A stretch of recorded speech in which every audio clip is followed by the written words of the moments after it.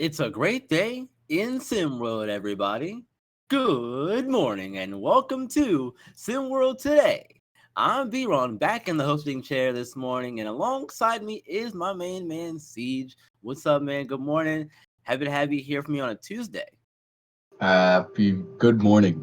Happy Tuesday. I was going to say happy morning, good Tuesday. Either way, it's all Yeah. true. Happy to be here. Yeah, happy to be here, man. Like I said, back in hosting chair. March is away on travel for the next few days, so I'll be taking over hosting duties for Tuesday and Wednesday show. So look forward to that for today and tomorrow. Let's go ahead. Let's jump right into it, shall we? SWBA season's winding down here, Siege, but that doesn't mean that teams and players aren't still performing at their absolute best. And Devin Booker last night was doing that.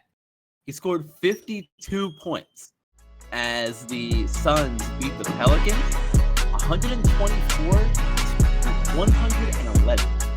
That was an insane performance from Devin Booker. Thoughts on that?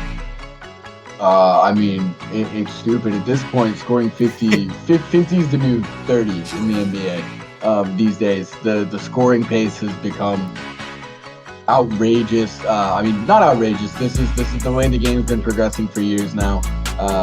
It's harder to play defense on top tier scorers. The scorers have gotten better in the SWBA, and it's a product of that. We're going to continue seeing guys score more and more on a nightly basis.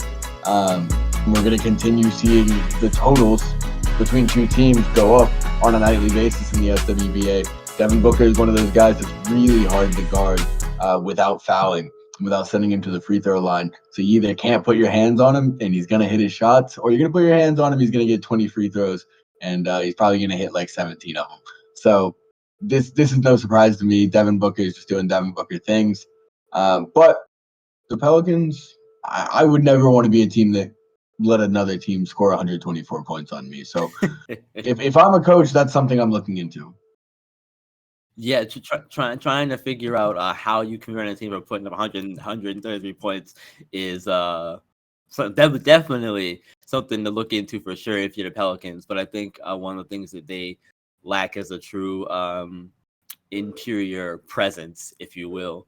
Like some other teams do, having a Jokic or somebody like that who can really kind of disrupt the paint and make you think twice about going inside like that. Not in the sense of being scared to do that, but just making you go, do I really want to? It's hard for me to do it because I might get blocked. They need a Kendrick Perkins. You're just scared to go into the paint. The guy scares you, Or that, or that, or Kendrick Perkins, yeah, exactly. Into other things though involving the SWBA. Speaking of good performances, though, Tyrese Halliburton also put up a good performance last night. A double-double, 27 points, 13 assists, and the Pacers surged past the Nets, 133 to 111. Siege. Well, I'm just happy to see Tyrese Halliburton maybe getting back to himself. I know after his injury, his numbers have gone down quite a bit. If the Pacers are going to have any chance of making any kind of run in the SWBA playoffs, they're going to need Tyrese Halliburton to be that guy. He's a guy who is tailor-made for the way the SWBA teams like to play these days, fast-paced, things like that. Court vision, out of this world. 13 assists is a routine night for this guy. There are rebounders that we know for years. 12, 13 rebounds a game for the league's leading rebounder was not that crazy. Tyrese Halliburton, the guy who can get double-digit assists every single night out, which is insane. But yeah, I'm just glad to see Tyrese Halliburton getting back to his thing. Yeah, most definitely. He's one of those guys who's been tough to stop for a while now, and it is it's so fun to watch him work in games like this. Like you said, the court vision, everything on display there. It's really great. So, question I have for you with all of this being said, who in your opinion is the more dangerous playoff team? I know that they're both in opposite conferences, so they won't play each other until they get to the finals if they get there. But in your opinion, who is the more dangerous playoff team out of the two, Suns or Pacers? I really like the Pacers. I like what they did going to get Siakam to pair with Halliburton. That being said, they're not more dangerous than a team with Kevin Durant. I'm not going to say that they're more dangerous than a team with Kevin Durant and Devin Booker. We talked about scoring 50 is a new 30. Those two guys can score 50 nightly if they wanted to. So to me, they're the more dangerous team. Now, I don't know if they make it farther than the Pacers do. The East is a little bit more unpredictable because I don't think that it's as good at the top as the West is necessarily. So, but no, if I'm a team and you're mixing up both the conferences, I would rather play the Pacers than the Suns in the first round of the SWBA playoffs. That's fair, and I think for me, yeah, the Suns do have Kevin Durant and all that, which gives him a huge leg up. In my opinion, he's still Kevin Durant, but I feel like because of the unpredictability of the East, the Pacers might be the more dangerous team just because of that unpredictability in the East. That's just my personal opinion on it. Yeah, I could see that. I could see that.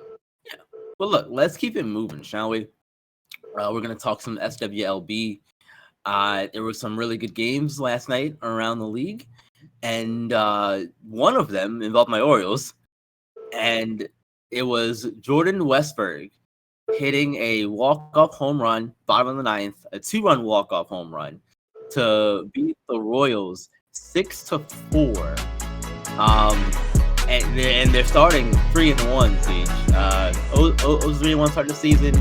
Royals are 1-3 to start the season, and the Orioles play all of their first 4 games been at home, and they're 3-1 at home to begin the season here as well.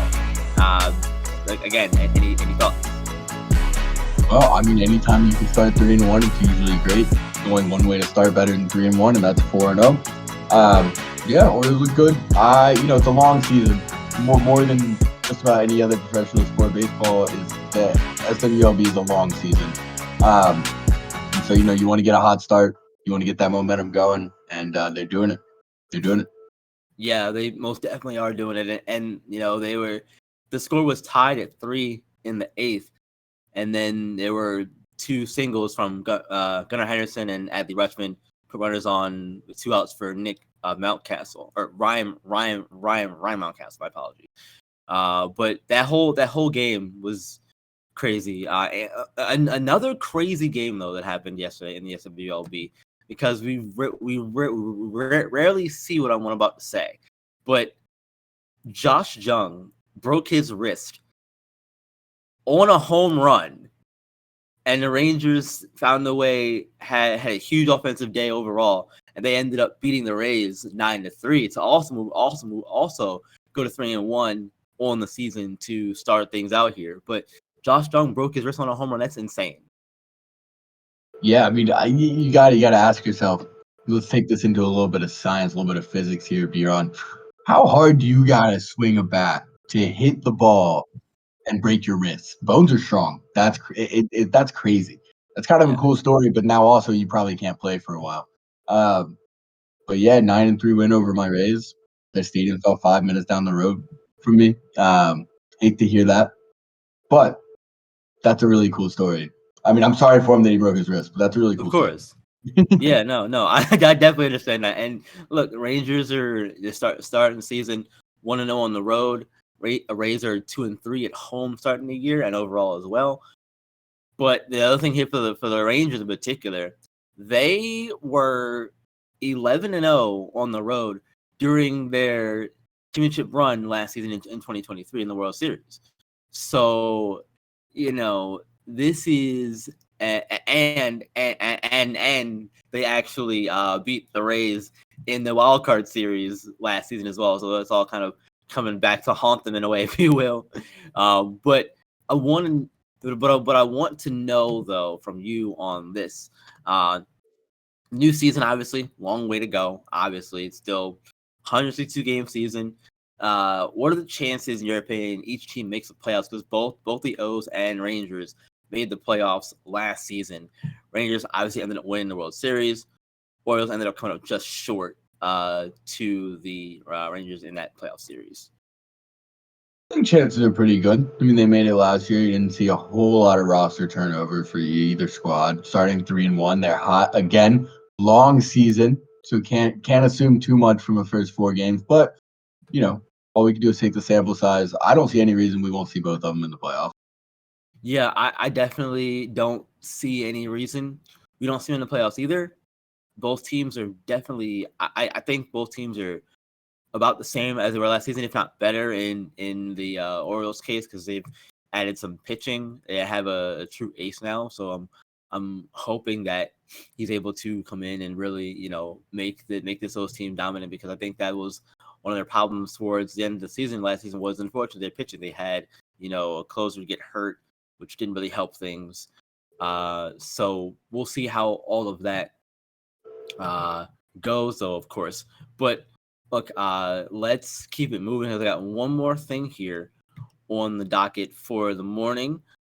In lieu of having Coach Tomas Kusa on, I did reach out to him for a quote from him. So I want to kind of relay our conversation and set the table before we dive into things here. So I had reached out to him yesterday, and I wanted to know, like, hey, Coach, the lights are on your team now. People who are starting to take notice of you guys now. Are you guys concerned at all about that notoriety and all of the lights and stuff, going to your players' heads or affecting their performance at all? And this is what he said. He said, "I'm not concerned, but it is something that we definitely need to be wary of. Spirits are high in the locker room, and I intend for them to stay that way. The feeling around here is still that our guys are not talked about enough as individual talents and as SimWorld prospects. My main job is to push these guys forward in their careers after all." So wanted to first get your initial thoughts on Coach Kusa's quote. On the response that Coach Kusa gave me in regards to the quote, and then we'll go from there. Look, I love what SimWorld Atlantis has been doing. I'm a big fan of Coach Kusa. I think if anyone knows how to manage a spotlight, Coach Kusa probably does. I mean, you got a team from the Midwest he used to coach that had a guy who had the spotlight on him consistently. Mm-hmm. And a lot of those guys probably weren't used to being in the spotlight around him. But what SimWorld Atlantis is doing has been phenomenal. Coach Kusa to me is a dark horse. I wouldn't even call him a dark horse anymore. But he's in the running for Coach of the Year in SimWorld Prep, if you ask me, the way this team has turned around. I read an article yesterday. The way they've spaced the floors ever since that Originators game has been phenomenal.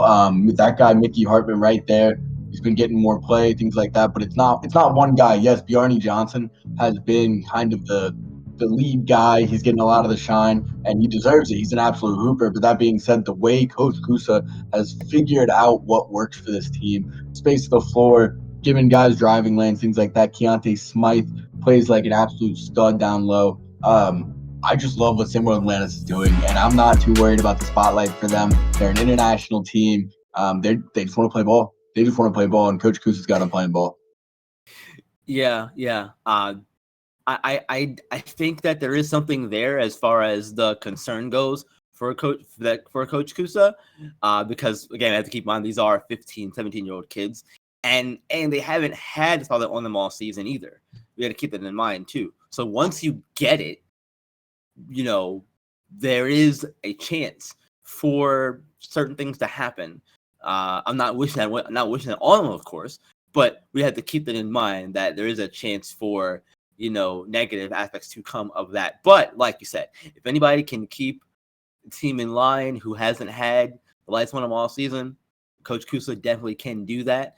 And SimWorld Atlantis have been playing really, really well as of late, and they are definitely a dark horse in that race to one. But that's gonna wrap it up for today. Thank you all for joining us here on SimWorld today. We appreciate you as always. Remember, hit the like button, subscribe to the channel, all that good stuff. Hit the notify bell so you can know when all of our shows, streams, games, all that stuff go live for you all. And until next time, remember, you guys, SimWorld is the only place where you can see the game, be the game. We'll see you tomorrow.